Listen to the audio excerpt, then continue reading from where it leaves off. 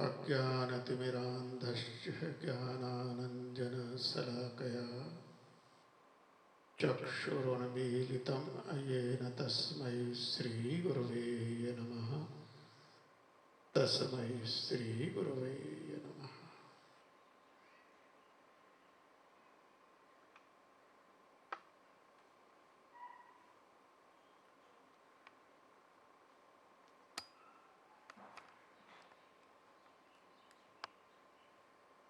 कुआं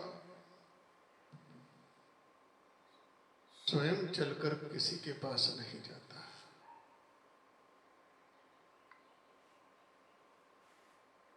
प्यासे को ही कुएं के निकट जाना पड़ता है।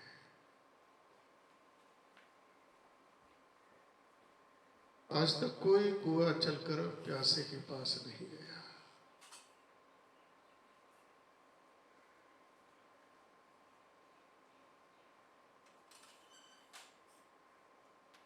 प्यासा ही चलकर कुएं के पास पहुंचता है।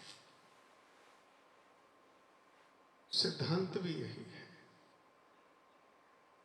जिसे प्यास है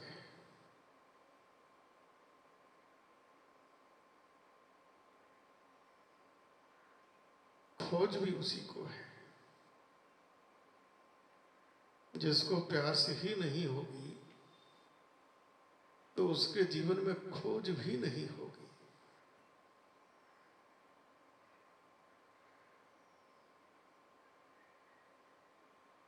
प्यासा ही पानी को तलाशता है, भूखा ही भोजन को तलाशता है। जब भूख से व्याकुल होता है, प्यास से व्याकुल होता है, तो भोजन और जल की तलाश में उन परिंदों को देखो कहां कहां उड़कर चले जाते हैं, कहां कहां।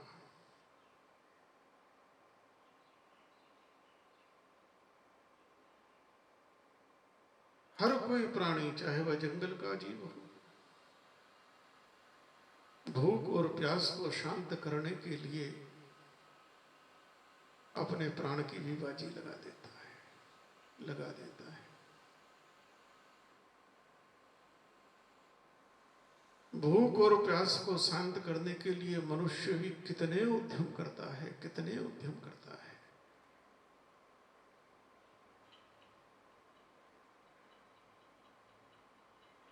अगर भूख और प्यास ना हो तो उद्यम ही बंद हो जाएगा, चाह मिट जाएगी।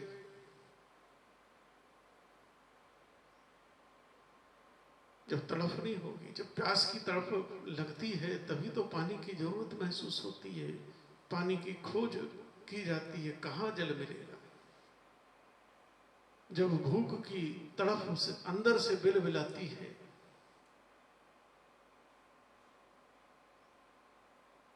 तो तब भोजन की खोज के लिए आकुल और व्याकुल जीव हो जाता है।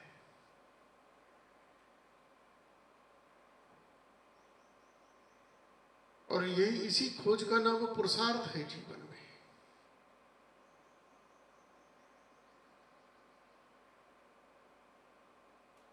फिर भोजन तक चल के जाता है, पानी तक चल के जाता है।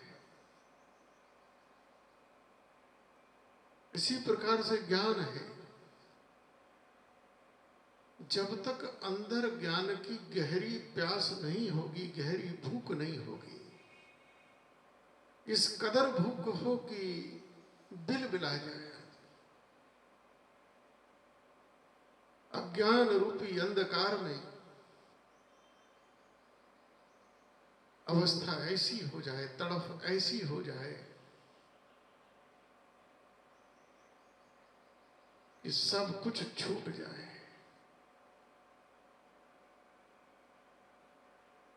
और ये जो ज्ञान की जो भूख है, ज्ञान की जो प्यास है, ये जो जिज्ञासा है, ये बड़ी सामान्य नहीं है, कोई सामान्य घटना नहीं है।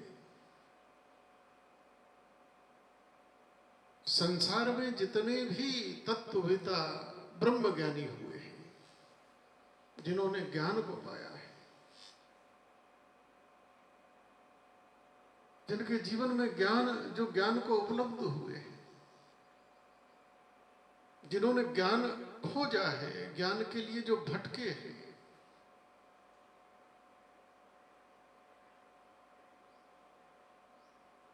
वो ऐसे ही नहीं, भौतिकता के चरम शिखर पर पहुंचकर बड़े बड़े राजा, बड़े बड़े महाराजा,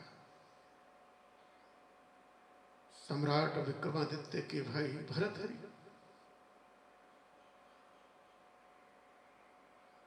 उनके मामा राजा गोपीचंद,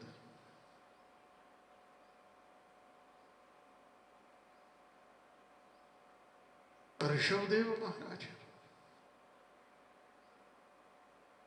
श्रावस्ती के गौतम, महावीर, किन किन के नाम ले। संसार में जिसने भी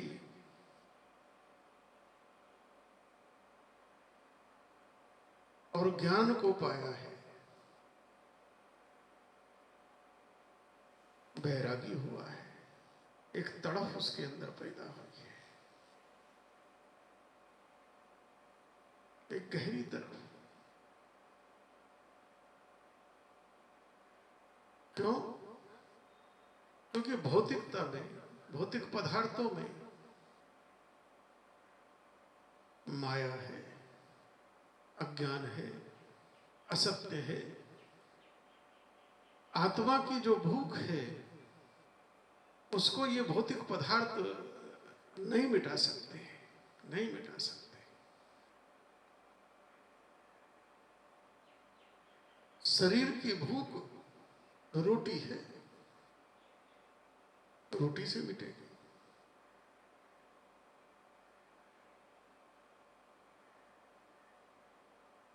शरीर की भूख अन्य पदार्थों से की नहीं है, केवल रोटी की है। अब शरीर भूखा हो, उस भूखे शरीर के सामने कार रख दो, बंगला रख दो, कोठी रख दो, बढ़िया बढ़िया सूट रख दो, सोफा सेट रख दो, तो भूख मिटेगी क्या? भूख तो रोटी की है, उसे रोटी चाहिए। आत्मा की भूख परमात्मा है, भजन है, ज्ञान है, भक्ति है, जप है, तप है, ये सब साधन है। लेकिन आत्मा की भूख तो परमात्मा है। आत्मा की भूख तो सत्य का अनुसंधान है। आत्मा की भूख तो भक्ति है। आत्मा की भूख तो ज्ञान का प्रकाश है। आत्मा की भूख तो तब मिटेगी जब ज्ञान का प्रकाश उदय हो,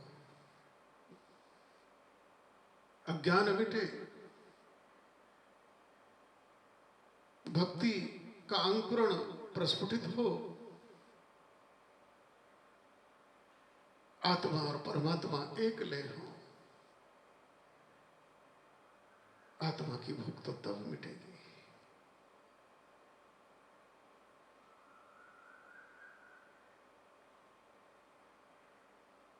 और ये भूख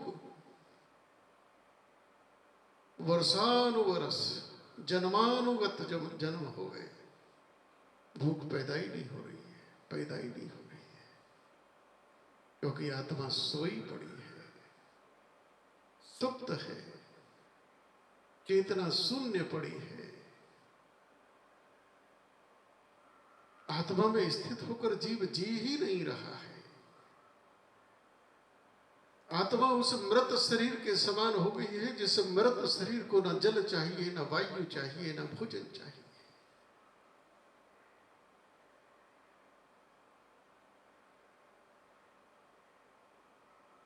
लेकिन जब आत्मा चैतन्य होने लगे, अर्थात मैं जीवात्मा इन विषय वासनाओं से विमुख होकर,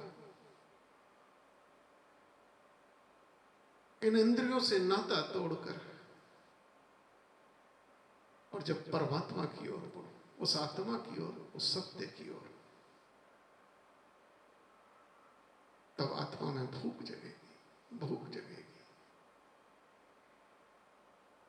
उससे पहले नहीं जगेगी। उस आत्मा की भूख तो जगी हुई है, हर प्राणी की जगी हुई है, क्योंकि आत्मा कभी सोता नहीं है, आत्मा कभी मृत नहीं होता है, आत्मा चेतना शून्य नहीं है। तो आज भी तड़प रहा है, आज भी भूखा है। संसार में सारी की सारी जो भटकन है, ये आत्मा की भूख के कारण है, इस शरीर की भूख के कारण नहीं है।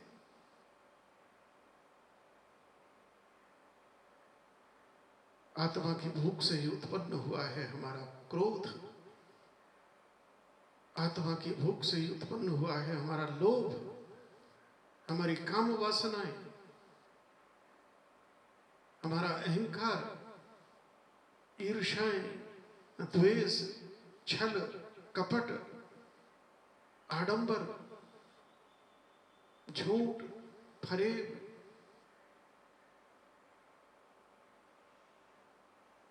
ये सब किस लिए है?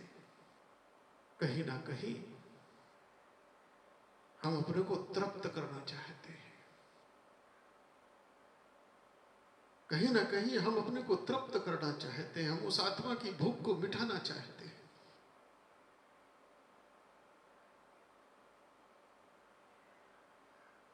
लेकिन हमारे सामने एक अज्ञान खड़ा है, हमको ये पता नहीं है कि आत्मा का भोजन क्या है,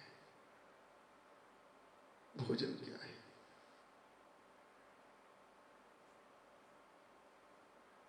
अगर प्यास लगी है तो पानी से ही मिटेगी, शरीर को भूख लगी है तो रोटी से ही मिटेगी। शरीर भूखा हो और कपड़ों के ढेर लगा दो, गाड़ी बंगलों के ढेर लगा दो, तो भूख मिटेगी क्या?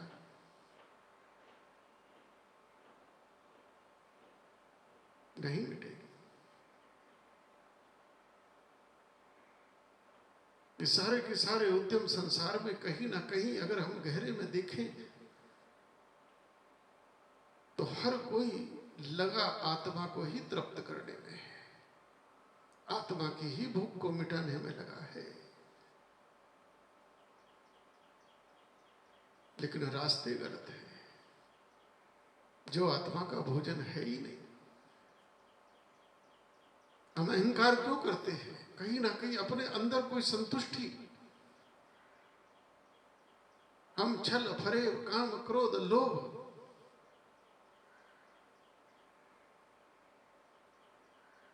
कहीं ना कहीं अपने को संतुष्ट करने के लिए, अपने को तृप्त करने के लिए ये भौतिक सुख साधनों के ढेर क्यों लगाते हैं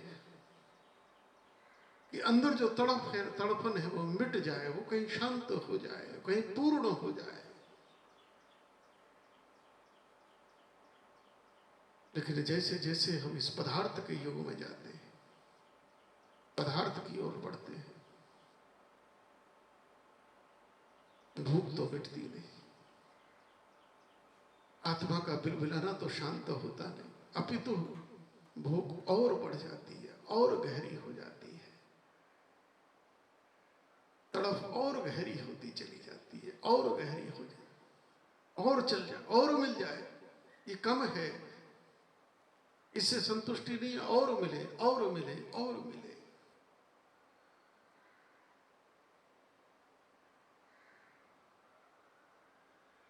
अहंकार कहीं ना कहीं क्रूरता को जन्म दे देता है, जीवन में क्रूरता आ जाती है। हिरण्यकश्यप के जीवन में कितनी क्रूरता, रावण, कंस, दुराधर्ष, लोगों के जीवन में कितनी क्रूरता, कितनी क्रूरता है।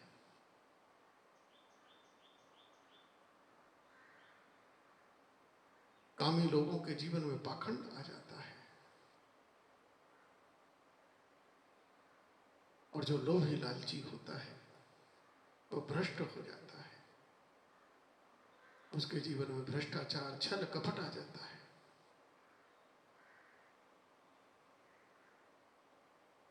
लोभ की पूर्ति के लिए भ्रष्टाचार के रास्ते पर लोग चल देते हैं, रिश्वतखोर हो जाते हैं, मिलावटखोर हो जाते हैं। ये सब किस लिए? लोभ के कारण।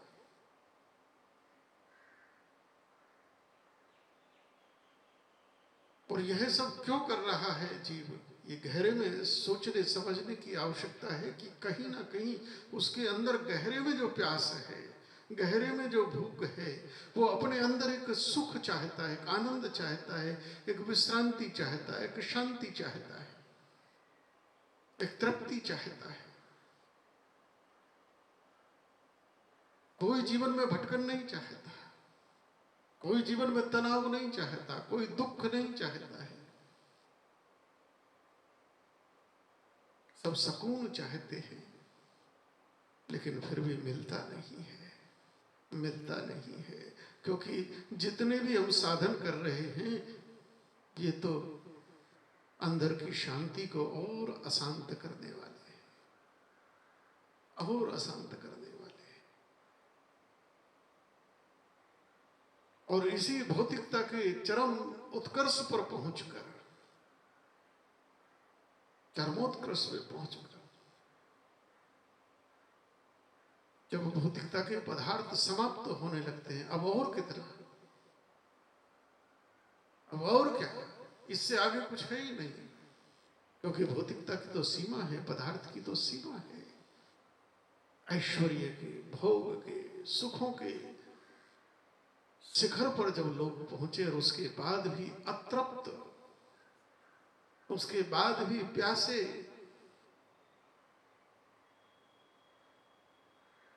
तो तब कहीं गहरे में अनुभूति हुई। उनको लगा हमारा रास्ता ही गलत था, हमारी खोज ही गलत थी। जिस भूख को हम मिटाने चले थे, वो इन भौतिकता में नहीं थी, वो तो कहीं और थी। इसलिए एक क्षण में वो भौतिकता के चोले को उतार कर फेंक देते हैं, उस बोझ को उतार कर फेंक देते हैं, फेंक देते हैं। और बैरागी हुए। बड़े बड़े राजा महाराजा, बड़े बड़े धनाढ्य लोग जीवन में बैरागी हुए। महलों में रहने वाली मीरा गलियों में आ गई। गुर्जर प्रदेश का नामी ग्रामी सेठ नरसी बैरागी हो गया। बैराग्य जब जन्मता है, क्योंकि अंदर की तड़फन,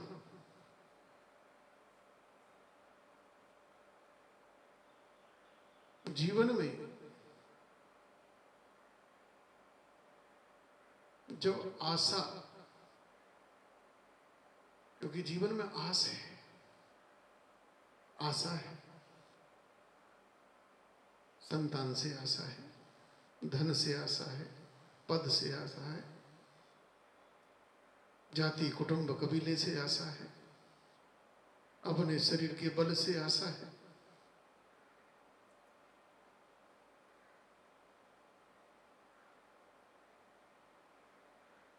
और जब तक संसार से व्यक्ति निराश नहीं होगा,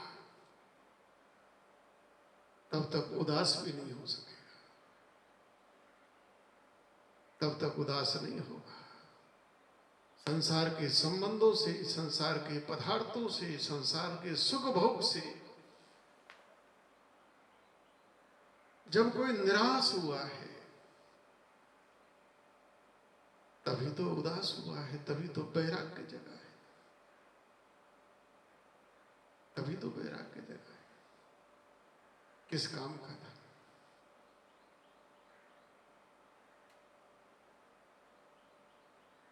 एक छोटा